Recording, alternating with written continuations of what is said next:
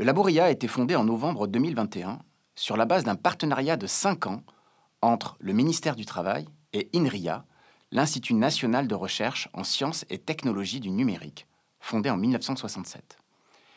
INRIA a pour mission le développement de la recherche et de la valorisation en sciences et techniques de l'information et de la communication, au niveau national comme sur le plan international. La mission du Laboria se décline sur 3 axes.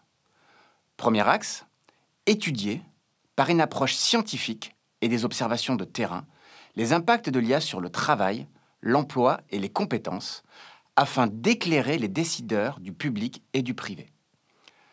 Deuxième axe, promouvoir un débat public sur les enjeux liés à l'intelligence artificielle et construire une communauté sur ce domaine.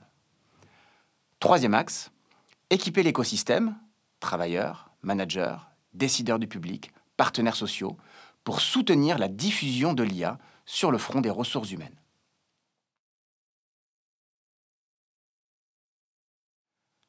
Un an après sa création, ces missions du Laboria sont évidemment touchées par l'onde de choc de l'IA dite générative, souvent réduite à ChatGPT, sortie en novembre 2022. Avant l'IA générative, nous considérions que moins de 1% des travailleurs français utilisaient régulièrement des applications d'IA dans leur activité. Il serait plus de 50% aujourd'hui. Le 1% résultait exclusivement d'initiatives d'employeurs, le plus souvent des grandes entreprises comme EDF ou des grandes administrations comme le ministère de l'Économie et des Finances ou des collectivités comme la ville de Toulouse. Les 50% actuels sont majoritairement des initiatives d'employés dans toutes les organisations, dans tous les secteurs d'activité. La dynamique de transformation des métiers est très différente. Ce n'est pas la même expérience quand l'IA est imposée par votre employeur que lorsque vous restez le législateur de son usage.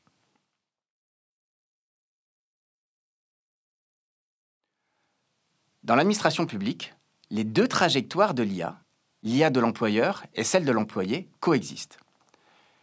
L'IA de l'employeur se présente sous 2 formes principales. D'abord, réduire le temps passé des agents sur des tâches répétitives pour augmenter leur temps, produisant une plus grande valeur pour les usagers, avec plus de sens pour les agents. Ensuite, mobiliser l'IA sur des tâches complexes.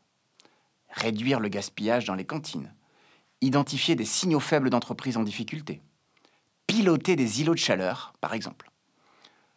Dans les 2 cas, on obtient rapidement des résultats prometteurs, mais on se heurte aux mêmes difficultés que dans le privé. Une activité dont les tâches ont été détricotées perd parfois du sens, d'autant plus que la machine ne donne pas d'explication sur ses résultats. Des solutions performantes, mais encore trop instables pour être déployées à grande échelle.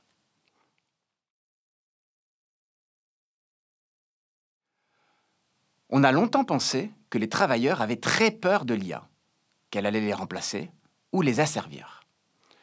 Ce sentiment n'a pas disparu, mais doit être requalifié depuis l'arrivée de l'IA générative. En effet, de plus en plus de travailleurs utilisent l'IA de leur plein gré et sont même prêts à payer pour avoir les solutions les plus performantes. Ces travailleurs préfèrent cacher cette utilisation qui peut sembler un peu honteuse. Moralement, elle est en effet associée à la triche, à l'incompétence ou à la flemme. Surtout, en cachant leurs usages, les travailleurs en tirent l'intégralité des bénéfices. Si les usages s'officialisent, l'employeur en récupérera une partie. La plupart des employeurs disent vouloir en profiter pour faire monter les salariés en compétences. Les employés pensent surtout que cela va intensifier leur travail. Or, ce qu'ils souhaitent, c'est pouvoir gagner des marges de manœuvre. Choisir sur quelle tâche s'investir ou tout simplement avoir plus de temps libre.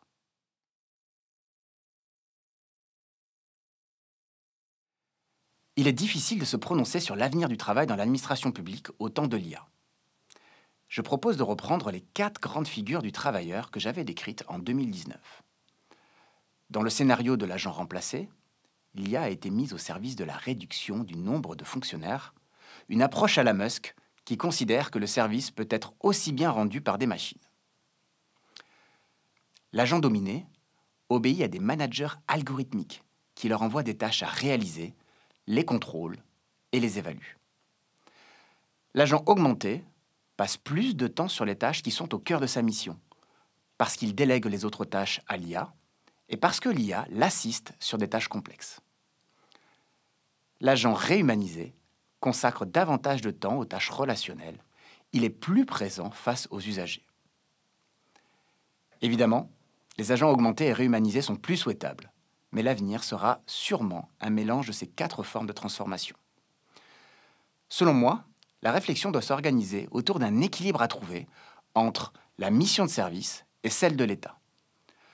De nombreux acteurs du numérique rendent un excellent service avec un minimum de collaborateurs. Mais ils n'ont pas cette mission institutionnelle dont la vocation est d'assurer le vivre ensemble qui passe par la confiance dans les institutions.